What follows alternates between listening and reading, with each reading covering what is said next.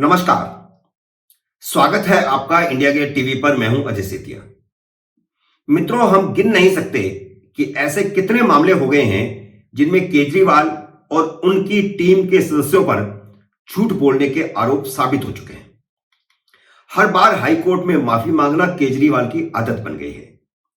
वे सिर्फ दिल्ली में झूठ नहीं बोलते, दिल्ली से बाहर जाकर भी खूब झूठ बोलते हैं।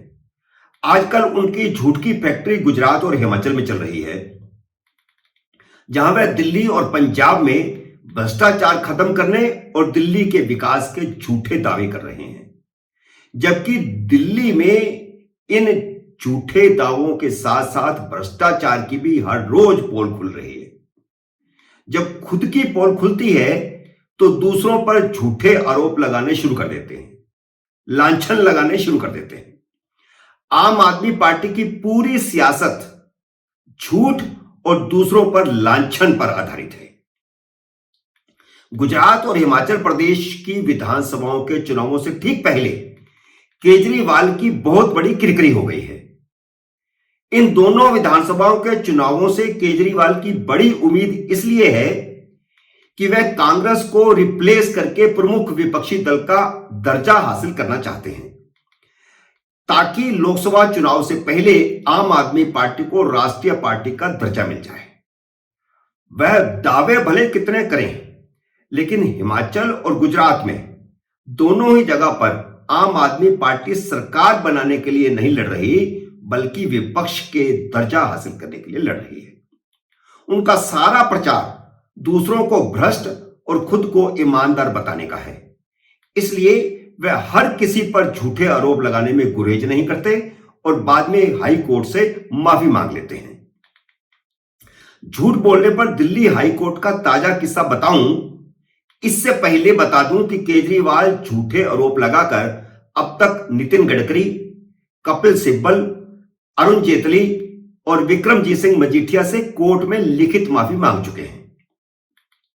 एक समय ऐसा था जब केजरीवाल ने दावे किए थे और आरोप लगाए थे कि इन आरोपों पर इन सब लोगों को मैं जेल भेजूंगा। अरुण जेटली को जेल भेजने की बात थी, कपिल सिब्बल को जेल भेजने की बात थी, शीला दीक्षित को जेल भेजने की बात थी, विक्रमजीत सिंह मजीठिया पर इसी तरह का आरोप लगाए गए, लेकिन बाद में कोई आरोप साबित नहीं कर सके और कोर्ट में जाकर के माफी मांग ली। उसी तर्ज पर इसी महीने उनके 5 चेलों सांसद संजय सिंह, विधायक अतिशी सिंह, सौरभ भारद्वाज और दुर्गेश पाठक और जैस्मिन ने दिल्ली के उपराज्यपाल विनय सक्सेना पर 1400 करोड़ रुपए के भ्रष्टाचार के आरोप लगाए थे। अब दिल्ली हाई कोर्ट ने इन पांचों को झूठे, मनगढ़ंत, आधारहीन और सुनी सुनाई बातों पर आरोप लगाने के लिए फटकार लगाई है। कोर्ट ने कहा कि कोई व्यक्ति सालों की मेहनत से अपनी प्रतिष्ठा बनाता है, लेकिन कोई अन्य व्यक्ति उसकी प्रतिष्ठा को मिनटों में खत्म कर सकते हैं, और इन पांचों ने यही किया। हाईकोर्ट की यह टिप्पणी बहुत गंभीर है। आम आदमी पार्टी के इन पांचों नेताओं ने यही किया है। इसलिए हाई कोर्ट ने इन पांचों को निर्देश दिया है कि वे अपनी सारी प्रेस कॉन्फ्रेंस, सोशल मीडिया की सारी पोस्ट और जहां कहीं भी आरोप लगाए हैं उन सबको तुरंत डिलीट करें और डिलीट करवाएं। यानी दिल्ली विधानसभा के रिकॉर्ड से भी डिलीट करना होगा। इतना ही नहीं, कोर्ट ने उपराज्यपाल से कहा है कि वे जहां कहीं भी इस तरह की बात किसी भी सूरत में देखें, इन पांचों को निर्देश दे कि वे उसे हटवाएं।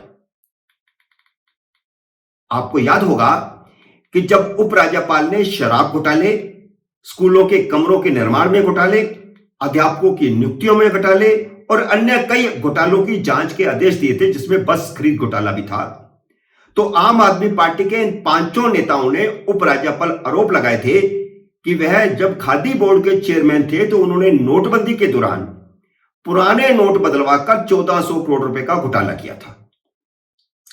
ये आरोप पहले दिल्ली विधानसभा में लगाए गए। जो मैंने आपको 5 नाम बताए, उनमें से 4 विधायक हैं और 1 सांसद है जिन्होंने बाहर आरोप लगाया, और बाद में बाहर प्रेस कॉन्फ्रेंस में जब आरोप लगाए गए तो उसकी रहनुमाई, उसको लीड जो कर रहे थे वो संजय सिंह थे, मेंबर ऑफ पार्लियामेंट। आम आदमी पार्टी के विधायकों ने 29 अगस्त को दिल्ली विधानसभा में आरोप लगाया था कि सक्सेना ने अपने कर्मचारियों पर पुराने नोट बदलने के लिए दबाव डाला था। सदन से बाहर भी इन पांचों नेताओं ने सीबीआई से जांच करवाने की मांग की थी। हालांकि विनय सक्सेना ने खुद 2017 में इस घोटाले की सीबीआई जांच की सिफारिश की थी और सीबीआई उन लोगों के खिलाफ चार्जशीट भी दाखिल कर चुकी है जो इस घोटाले में शामिल थे।